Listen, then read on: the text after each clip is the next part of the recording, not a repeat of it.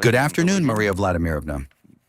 We have a question for you also about Ukraine, and specifically about an article in the Politico publication, which states that the European Union is developing a plan for Ukraine's partial accession into the EU as early as next year.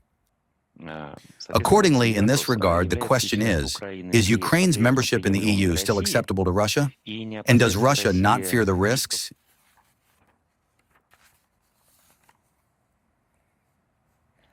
And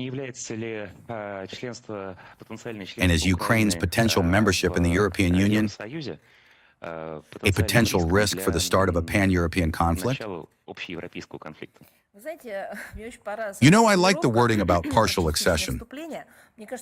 It seems to me that the European Union is already partially stepped into Ukraine. All that remains is for Ukraine to partially join it, as they said, in order to finally finish off the European Union. And, you know, all these manipulations, verbal gymnastics, the endless invention of new formulas, even contrary to their own laws and rules, have brought the situation on the European continent to such a depressing state.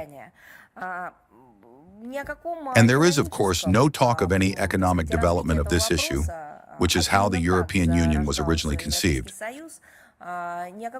nor of any humanitarian dimension, nor of any coordination in the field of peace building.